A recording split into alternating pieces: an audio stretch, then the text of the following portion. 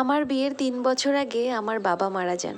বাবা যখন মারা যান তখন আমি ক্লাস 9-এ পড়ি। বাবা মারা যাওয়ার পরপরই আমার 2 ভাই বাবার সম্পত্তি ভাগ বন্টন করে নিল। আমরা 3 ভাই বোন। আমি সবার ছোট, আমার বড় 2 ভাই। বাবার ব্যাংকে যে জমানো টাকাগুলো ছিল সেগুলো নমিনি দিয়েছিল আমার বড় দাদাকে। আমার আর আমার মায়ের জন্য রাখা হলো মাঠান 3 কাঠা জমি আর বাবার এই শেষ স্মৃতি বাড়িটা। যদিও এই বাড়ির ভবিষ্যৎ মালিকও আমার 2 ভাই। মা সেই জমির ধান বিক্রি করে আমার পড়াশুনোর খরচ সহ সংসারে যাবতীয় খরচ চালাচ্ছিল। আমার বিয়ে হয়েছে এই 22 দিন হলো। আজ সকালে খবর পেলাম আমার মা মারা গিয়েছে। আমি শেষবারের মতো মাকে দেখতে গিয়ে দেখি আমার 2 বৌদি বাড়িতে এসে মায়ের অড্রপ আলমারি সহ ঘরের যাবতীয় জিনিসপত্র খোঁজাখুঁজি শুরু করে দিয়েছে। এত খোঁজাখুঁজি সেই কাঙ্ক্ষিত বস্তুটি ছিল আমার মায়ের সেই পুরনো গহনাগুলো, যেগুলো আমার মা আমাকে বিয়েতে দিয়ে দিয়েছে। যদিও বৌভাতের পরের দিন আমার শাশুড়ি মা সেগুলো লকারে তুলে দিয়েছেন। বাড়ি ভর্তি লোকজনের মাঝে আমার দাদা বৌদিদের এমন কর্মকাণ্ড দেখে আমি একটুও অবাক হচ্ছি না, কারণ এগুলো দেখতে দেখতে আমি এখন অভ্যস্ত হয়ে গেছি। আমার বিয়ের পরে আমার 2 দাদা মাকে ভাগাভাগি করে নিয়েছিল। 1 মাস করে মা তাদের দিকে থাকবে। এই 22 দিন মা বড় দাদার কাছে ছিল, এজন্য বড় বৌদি মায়ের জিনিসের উপর অধিক অধিকার দেখাচ্ছে। আমি মায়ের পাশে চুপ করে বসে আছি।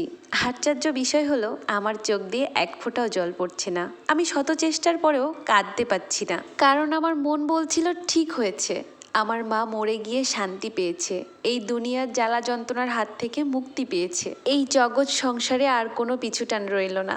মায়ের শেষ কার্য সম্পন্ন হলো বিকাল 5টায়। আমি শ্বশুর বাড়িতে রওনা দিলাম সন্ধ্যে 6টার পরে। সেখানেও আমার জন্য অনেক কিছু অপেক্ষা করে আছে।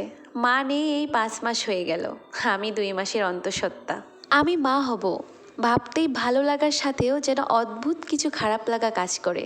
আর এই খারাপ লাগার ভিতরে অন্যতম হলো আমার ভাইদের স্মৃতি। আমার শাশুড়ি 3 বেলা ছেলে ছেলে করলেও আমি মেয়ের মা হতে চাই, কারণ আমি চাই না আমি মারা যাওয়ার সময় আমার ছেলেরা আমার দাহ কার্য ফেলে রেখে সম্পত্তির ভাগ বাটোয়ারা করুক। ইতোমধ্যে আমার স্বামী আবিরের ভাবগতিও পাল্টে গিয়েছে। ও প্রায় এসে আমার সাথে গল্প করে ওর বন্ধুরা শ্বশুরবাড়ি থেকে কি পেয়েছে, তাদের শ্বশুরবাড়িতে কত যত্ন হয়, আরও কত কিছু। তাদের থেকেও ভালো চাকরি করেও সে শ্বশুরবাড়ি থেকে কিছুই পায়নি।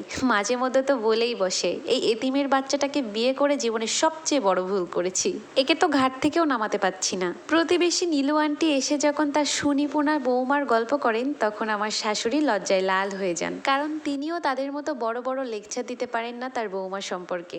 আমার আফসোস লাগে, আমার মায়ের 7 ভরি গহনাও তাদের কাছে সামান্য। আমি কিছু বলি না, কেবল মুচকি হাসি, কারণ আমার যাওয়ার কোনো জায়গা নেই। যে ভাইয়েরা তাদের একমাত্র বোনকে পুজোতে নিমন্ত্রণ করার কথা ভুলে যায়, সে ভাইয়ের বাড়িতে গেলে ঠাঁই পাবো না সেটা তো বোঝাই যায়। এত কিছুর পরেও আমি 2টি যমজ কন্যা সন্তানের জন্ম দিলাম।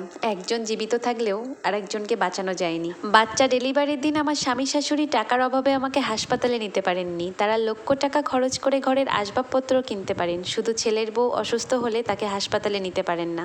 40 দিনের দিন আমি সুস্থ হয়ে ঘর ছাড়লাম মানে পালিয়ে গেলাম। রাতের অন্ধকারে আমার শাশুড়ির লকার থেকে আমার মায়ের 7 ভরি গহনা নিয়ে আমি পালিয়ে গেলাম, কারণ আমি এবার বাঁচার মতো বাঁচতে চাই। দীর্ঘ 5 বছর পর আমার মেয়ে নীলিমা আজ 5ম বছরে পা দিয়েছে। আমার মায়ের নামে মেয়ের নামকরণ করেছি। আজ আমার MA ফাইনাল ইয়ারের রেজাল্ট দিল, আমি ফার্স্ট ক্লাস ফার্স্ট হয়েছি। সব থেকে বড় কথা, বাংলাদেশের সফল উদ্যোক্তা হিসাবে আজ আমি সাহসী নারী অ্যাওয়ার্ড পেতে যাচ্ছি।